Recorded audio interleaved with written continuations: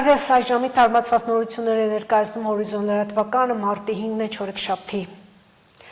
Ադրբեջանի պաշտպանության նախարարության հաղորդագրությունը, թե մարտի 4-ին ժամը 22:05-ի սահմաններում Հայաստանի զինված ուժերի ստորաբաժանումները կրակ են բացել սահմանագոտու հարավ-արևելյան հատվածում տեղակայված ադրբեջանական դիրքերի ուղղությամբ, Հայաստանի պաշտպանության նախարարությունը հերքում է և տեղեկացնում, որ այն չի համապատասխանում իրականությանը։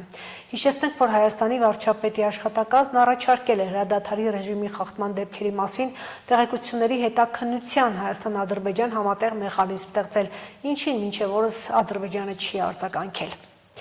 Երեկ Բաքվի ռազմական դատարանում շարունակվել է Արցախի նախկին պետնախարար Ռուբեն Վարդանյանի գործով շինծոդատական նիստը դատարանում ներկայացվել են Վարդանյանի սոցիալական էջերում ունեցած զրույցները, որոնք իբրև ապացույց են ներկայացվել, թե Վարդանյանը փորձել է անօդաչու ներառնել Նեմեսիս 2 անունով ահաբեկչական գործողություններ իրականացնել արտասահմանում Ադրբեջանի ներկայացուցչությունների վրա։ Արցախի նախկին պետնախարարը հրաժարվել է ցուցմունք տալ և պատասխանել դատարանի հարցերին։ Դատական հաջորդ նիստը նշանակված է մարտի 11-ին։ Հիշեցնենք, 15 օր է արդեն Ռուբեն Վարդանյանը շարունակում է հացադուլը։ Հայաստան-Իրան հարաբերությունների բալանսավորված և բալանսավորման արտաքին քաղաքականության Հայաստանում գոյություն ունեցող կարմիր գծերի ու տարածաշրջանի այլ խնդիրների շուրջ վարչապետ Փաշինյանը հարցազրույց է տվել Իրանի Իսլամական Հանրապետության պետական հեռուստատեսությանը։ Նախ անդրադարձ եղավ Հայաստան-Իրան երկկողմ հարաբերություններին։ Իրանի պետական հեռուստատեսության լրագրող Մորթեզա Ղորողին նշում է, որ երկու երկրների բարեկամական հարաբերություններն ավելի քան 1000-ամյա վաղեմություն ունեն, եւ այդ հարաբերությունները միշտ համարվել են եզակի։ Միևնույն ժամանակ լրագրողի կարծիքով երկու երկրներն էլ ունեն զգալի կարողություններ, որոնք ամբողջությամբ չեն իրացվել։ Իրանի Իսլամական Հանրապետության եւ Հայաստանի Հանրապետության հարաբերությունները հիմնված են բնական շահերի վրա։ Սա թերևս երաշխիք է, որ երկու երկրների հարաբերությունները զարգացման ռազմավարական տրամաբանության մեջ են գտնվում։ Նիկոլ Փաշինյանը հավելում է, եւ Հայաստանի եւ Իրանի կառավարությունները իրականացնում են այն ամենն, ինչ անհրաժեշտ է հարաբերությունների զարգացումն ապահովելու համար, եւ դրա վկայությունը առևտրաշրջանառության աճն է։ Վարչապետն ուրախությամբ նշել է, որ երկու երկրների միջև նոր մաքսային անցագետի շինարարության մեջ է ներգրավված Իրանի Իսլամական Հանրապետության ընկերություն, նաեւ այն, որ հյուսիս-հարավ ճանապարհի Ագարակ Քաջարան հատվածը հիմա հաջողությամբ իրականացնում է Իրանը ներկայացնող ընկերություն։ Փաշինյանի գնահատմամբ հարևան երկրների կառավարություններն ունեն հետեւյալ կամքը. Բնական շահերի վրա հիմնված հարաբերությունների զարգացումը պահել բնական ուղեծրի վրա։ Վարչապետն արձանագրել է Հայաստանն Իրանի շահերի նկատմամբ է զգայուն, Իրանը Հայաստանի։ Այդ մտահոգությունը գոյություն ունի, որ այս ընթացքը արևմտամետությունը կազդի Իրանի Իսլամական Հանրապետության հետ ձեր հարաբերությունների վրա։ Մեր կառավարությունը որդեգրել է եւ իրականացնում է բալանսավորված եւ բալանսավորման արտաքին քաղաքականություն եւ այս ձևակերպումն իսկ ինքը չի ենթադրում կամ նույնիսկ բացառում է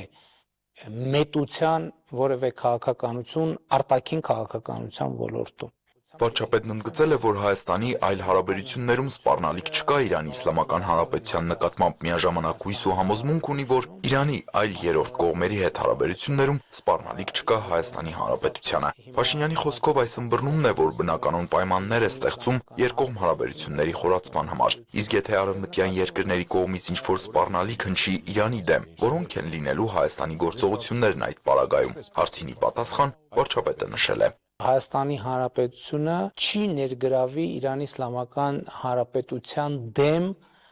գործողության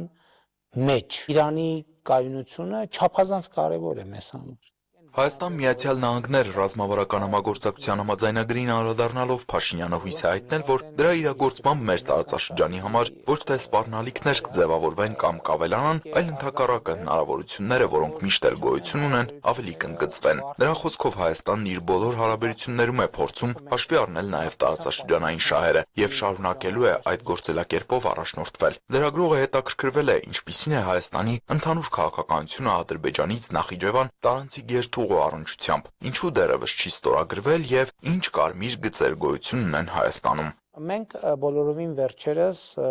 շատ կոնկրետ առաջարկություն ենք արել Ադրբեջանին այս խնդիրը լուծելու համար եւ խոսքը առաջին փուլում վերաբերվում է երկաթուղային բեռնափոխադրումների իրականացմանը եւ իհարկե մենք կարծում ենք, որ այդ խնդիրը պետք է լուծվի երկրների տարածքային ամբողջականության, իրավազորության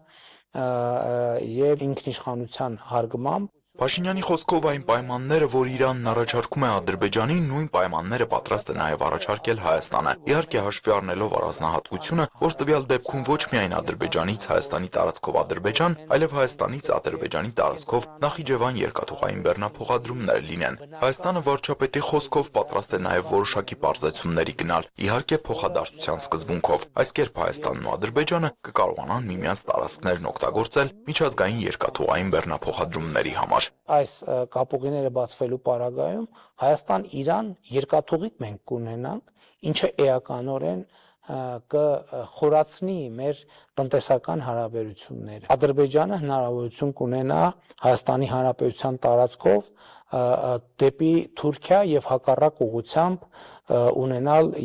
երկաթուղային լիարժեք բեռնափոխադրումներ։ Լրագրողի հարցին որոշ երկրներ ինչ-որ տեսակետ են հայտնել, թե երրորդ երկրներն այս խաչմերուկի ճանապարհները հսկեն կամ ՄԱԿ-ի կողմից լինի, Փաշինյանը պատասխանել է. Երրորդ ուժերի մասին խոսակցությունը անընդունելի է Հայաստանի Հանրապետության համար։ Հայաստանի Հանրապետությունը երբեք ոչ գրավոր, ոչ բանավոր, երբեք որևէ պարտավորություն չի ստանձնել տրանսպորտային երթուղիների տրամաբանությամբ կամ որևէ այլ տրամաբանության մեջ մեր տարածքում մեր ինքնիշխանությունը, իրավազորությունը, տարածքային ամբողջականությունը որևէ ձևով սահմանափակվի։ Հարցին, թե ինչու մինչև հիմա խաղաղության պայմանագիր չի ստորագրվել Ադրբեջանի հետ, Հայաստանի վարչապետն ասել է, որովհետև խաղաղության պայմանագրի նախագծում դեռ կան երկու հոդվածներ, որոնց շուրջ դեռ չի հաջողվել գալ համաձայնության։ Ուստի աշխատանքն այդ ուղղությամբ շարունակվում է։ Վերջում Նիկոլ Փաշինյանը Գալիք Նովրուզի առիթով Իրանի եղբայրական ժողովրդին ցանկացել է բարեկեցություն, զարգացում, խաղաղություն ու երջանկություն։ Տիգրան Հովակիմյան, Հորիզոն։ Մարտի 5-ը Վազգեն Սարգսյանի ծննդյան օրն է։ Ազգային ժողովի նախագահ Ալեն Սիմոնյանի առաջարկով ազգային ժողովի հերթական նիստի մեկնարկին պատգամավորները հոտնկայս ծափողջուներով շնորհավորել են սպարապետի ծննդյան օրը։ Անուրանալի է Հայաստանի ազգային հերոս Վազգեն Սարգսյանի դերը հայոց ազգային բանակի ստեղծման ու հայոց պետականության կերտման գործում։ Պատահական չէ, որ ժողովուրդը Վազգեն Սարգսյանին տվել է սպարապետ պատվանունը։ Այսօր սպարապետը կդառնար 66 տարեկան։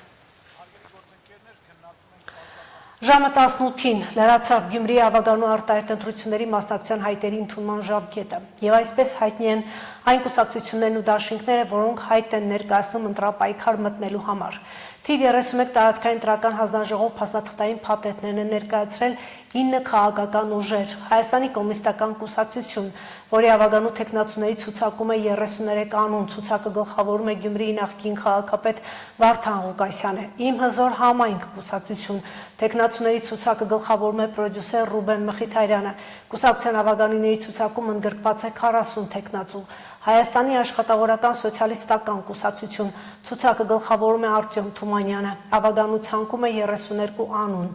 Ապրելու երկիր կուսակցություն, գլխավորում է Կարեն Մալխասյանը, կուսակցության ավագանիների ցուցակում է 30 անուն,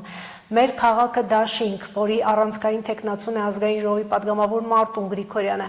ավագանների ցուցակում ընդգրկված է 34 անուն, Դեմոկրատական այլընտրանք կուսակցություն, ցուցակը գլխավորում է Արտյոմ Ղարաղազարյանը, ավագանու թեկնածուների ցանկում է 23 անուն, Մայր Հայաստան դաշինք, ցուցակը գլխավորում է գործարար Կարեն Սիմոնյանը, դաշինքը ներկայանում է ավագանու 57 անուն թեկնածուով, Եվրադաշինք, ցուցակը գլխավորում է ժուրնալիստների ասպարեզակումբի խորհրդի նախագահ Լևոն Բարսեղյանը, դաշինքը ներկայացել է ավագանու 25 թեկնածուով, Քաղաքացիական պայմանագիր կուսակցություն, ցուցակը գլխավորում է Գյումրիի քաղաքապետի պաշտոնակատար Սարիկ Մինասյանը, Քաղաքացիական պայմանագիրը ներկայացրել է ավագանու 99 հոգանոց ցուցակ, Այսպիսով Գյումրին ընտրությունների է գնում 6 կուսակցություն եւ 3 դաշինքով։ Հայ-հեղափոխական դաշնակցություն կուսակցությունը չի մասնակցի Գյումրիի ավագանու արտահայտ ընտրություններին, այս մասին Գյումրիի կոմիտեն հայտարարություն է տարածել, որում ասում է, որ Հայ-հեղափոխական դաշնակցությունը ընտրական հանձնաժողովներում իր ներկայացուցիչների միջոցով վերահսկելու է ընտրությունների ընթացքը արդար եւ թափանցիկ գործընթաց ապահովելու նպատակով։ Հայ-հեղափոխական դաշնակցությունը ի սկզբանե կարևորել է Գյումրիում միասնական ընդդիմադիր ցանկով հանդես գալու անհրաժեշտությունը։ Նախընթաց շրջանում այս ձևաչափը կյանքի կոչել չհաջողվեց։ Ուստի Գյումրիի Հայ-հեղափոխական դաշնակցության կոմիտեն նպատակահարմար չի համարում առաջիկա հավագանու ընտրություններին իր առանձին համամասնական ցուցակի առաջադրումը, նշված է հայտարարության մեջ։ Ավելի վաղ Գյումրիի ընտրությունների չմասնակցելու մասին հայտարարել է նաև ԴՕԿ կուսակցությունը։ Հորիզոնի այս թողարկումից հետո դիտեք տեսանկյունը։ Հաղորդաշարի հյուրն է Մայր Հայաստան դաշինքի հավագանու թեկնածու Կարեն Սիմոնյանը։ Նշեմ, որ նա գլխավորում է Մայր Հայաստան դաշինքի ցուցակը։ Գյումրիում քաղաքական նոր զարգացումների սպասումներ կան։ Այս քաղաքի հանդեպ չպակասող ուշադրությունը լավ թևատ իմաստով միայն թիմ կառավարումով չէ պայմանավորված, քաղաքական վարժանքներն այլ միտումներ ունեն, բայց ընդհանուր հաշվով այստեղ կայանալիք ավագանու արտահերթ ընտրությունները հերթականներից մեկն են, երբ քաղաքական պայքարը բուն նպատակից շեղվում է, դառնում է անձնավորված։ Մարդիկ են, որոնք դառնում են առանցքային թեկնածուներ ու քարոզչական ամենատարբեր տեխնոլոգիաներով հեռահար, ոչ թե բանավիճում, այլ միմյանց են վիրավորում, կոպրոմատների լեզվով խոսում։ Գյումրիում առանց բացառության թեժ քաղաքական շաբաթները շարունակվում են։ Քաղաքի շուրջ բոլորը քաղաքական ինտրիգներ են։ Արտահերթ կարգով Գյումրին մտավ ընտրապայքարի մեջ։ Ուզած թե չուզած բոլորի մասին լսելու ժամն է հասել։ Քաղաքականությունը մտել է գյումրեցու տներ, հակառակորդ թե մրցակից ճամբարները թիմերով են։ Քաղաքական պայքարից այն հեռու է մետրերով ու կիլոմետրերով, անձնավորված է ու խիստ, փոխադարձ մեղադրանքներով, վիրավորանքներով, մերոնց ու ձերոնց բաժանումներով։ Նախընտրական աղմուկը հենց այսպես է սկսվել Գյումրիում, դեռ թեկնածու չառաջադրված, իրենց պաստառներով, բաց ու ազատ սոցիալական հաշտակներով հին ու նոր էին հիշում։ Ազգուտակին կարոտում, չարածների մասին չխոսում, արածներն էլ գովաբանում, արանք-արանք կոշտ վիրավորանքները խցկում։ Լսողի բախտն էլ բերել է, որ դեռ հայոյանքին չեն հասել։ Են բանի պատմությունն է, օրգանիկ մարդիկ իրար գլուխ կհավաքին պապասակեն են այդպես է։ Իրար չեն ինչս է։ Իրոք որ եթե այդպես պատասխաններ կտան, ուրեմն իրանք իրավունք չունին կանգնելու այդ հարցը տալու։ Որտեվ շատ բաշտ, շատ ասես հարցեր կտան, որտեղ հետ չի սազեն նախ Գյումրեցուն, հետո էլ սենք այդ մարդուն։ Դա մեկին հարկում են, զիջում են, տեղ են տալի, բայ հիմա սկսել են աթորի համար կրի բանել։ Դե մի դա քաղաքականություն է, քաղաքականությունը չգիտեք ինչ է։ Քարոզարշավից առաջ քարոզանելը թեև օրենքով չի սահմանափակվում, բայց դե վերահսկելու մեխանիզմներ Facebook-ի, TikTok-ի ու այլ ցանցերի կախյալների համար ինչպես գտնել։ Կարգավորումներ չկան ու ով ինչ ուզում, ինչպես ուզում ասելու դաշտն է ազատ։ Գուցե եզակի բացառությամբ, բայց բոլոր ընտրությունները Գյումրիում աչքի են ընկել լարվածությամբ, թաղային ու իբր հեղինակություն ունեցող անձերի մեջտեղ բերելու, խառնելու, ուրիշ լծակներ օգտագործելու հնարքներով, ու բոլորը դառնում են ընտրողներին խանգարելու ու ապա կողմնորոշելու գործիք։ Հոգնել ենք, հիասթափվել ենք։ Մարդիկ կան, որ իրանք թեժացնում են, բայց չի թեժանա։ Ամեն մարդ իր ռեալն ունի։ Գիտե տարիների ընթացքում այդ մարդը ինչպես է ապրել, ինչեր է ասել, ինչ չի ասել։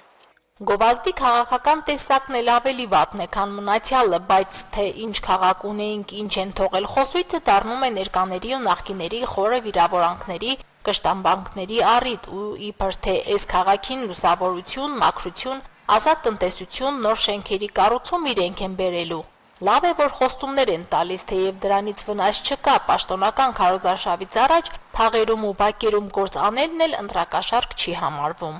Որոշ մարդիկ կան, որ ուրիշներին քննադատելով են ուզում իրանց վարկանիշը բարձրացնել, ես ճիշտ չեմ համարում։ Ավելի ճիշտ կլինի իրանք ներկայանան ով են, ինչ են, ինչ ծրագրերն են, ինչ հնարավորություններ ունեն, ոչ թե ուրիշներին ցեխը մտցնելով վարկանիշ հավաքեն։ Օրգանզի вообще պետք չեն։ Ես այդ ոչինչ կզզվիմ։ Այդ օքսար իրան ջեբերի համար է։ Քաղաքական պայքարից զուրկ ընտրապայքարում թեժ օրերի սպասումներ կամ կանխատեսումներ են Գյումրիում։ Հեռահար բանավեճերի թթու խոսքին նույն կերպ պատասխանող նախկինում տարբեր, հիմա մոտավորապես նույն կողմերում հայտնվածներն ամեն դեպքում իրար զսպվածություն անելու, անձնական ու այլ սահմաններ չհատելու կոչերել են անում։ Մարինե Դերբինյան, Արարատ Ծատուրյան, Հորիզոն։ Գյումրին բացառիկ կառույցների քաղաք է, որտեղ չբացահայտված բազմաթիվ շերտեր կան։ Դեռ 18-ից 19-րդ դարերում այս քաղաքն ունեցել է եզակի ստորգետնյա ինժեներական ենթակառուցվածք, որոնք մինչև հիմա գրեթե ուսումնասիրված չեն։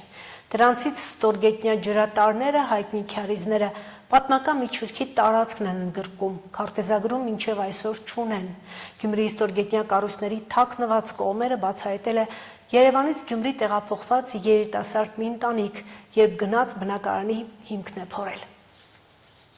Որ հատակը փորում իջացնում էինք, հարևաններից մեկ ասաց, գիտես չէ, սրա տակը թունել կա, ասում ինչ թունել, չէի պատկերացնում այդ ինչ է, չգիտեմ, փոքր խողովակա, մեծ խողովակա գնացքի թունելը,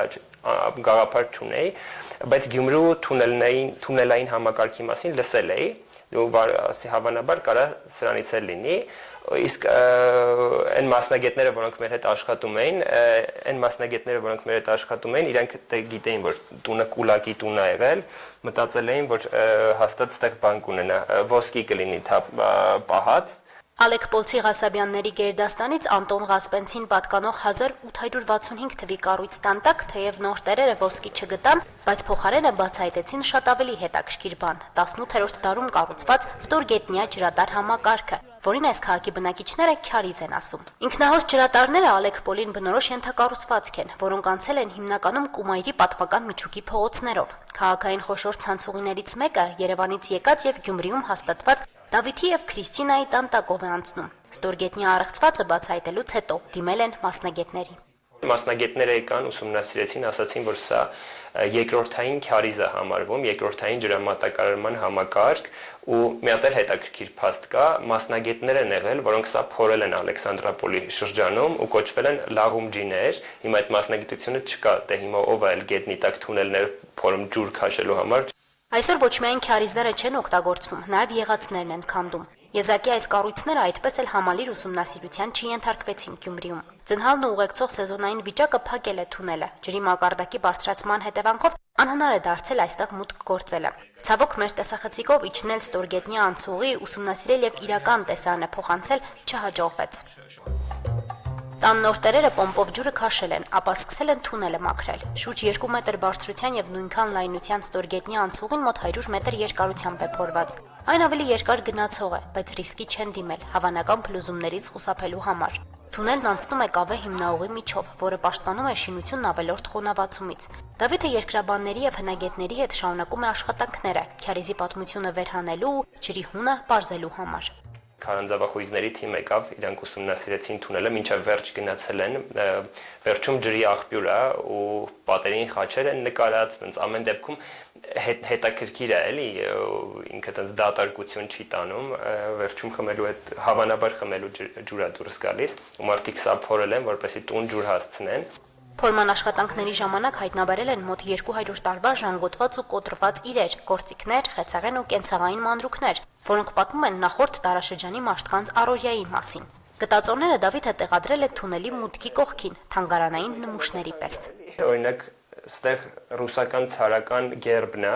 ինչը խոսում է նրա մասին, որ այս շշերը եւ ապակիղենը հավանաբար Ալեքսանդրապոլի շրջանի է, ինչ որ բաներ կարող է էլ ավելի հին, ու ստեղ ինչ որ դեղի սրվակ է, դա ներքևը գրած է ֆրանսերեն դեղատուն, վերևը ռուսերեն,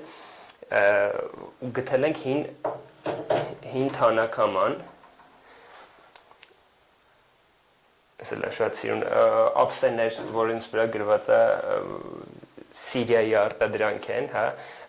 այս ափսեները իրականում ոնց որ Ալեքսանդրապոլում շատ են եղել, հիմա եթե հնավաճառների մոտ փնտրենք, ամբողջական տարբերակները կգտնենք, էլի տենց 200 տարեկան, մոտ 200 տարեկան ափսեներ են։ Թվում է գինետան խորհրդավոր գտածոներն այսքանով սահմանափակվելու էին, բայց հետո թունելի կողքին էլ սննդային հին պահոց են հայտնաբերել, չեն շտապել բետոնել կամ ծածկել, փոխարենը երկրորդ կյանք են տվել, գինու բնական մառանի վերածել։ Ժամանակին ածխով ծածկել են պատերը, որպեսզի կենդանիները ուտելիքը չվնասեն, ու մենք հիմա իրան օգտագործում ենք որպես գինու մառան, հիմա այնտեղ խոնավ է, ամառը խոնավությունը չորանում է, ամառը երբ որ ավելի շոգ է,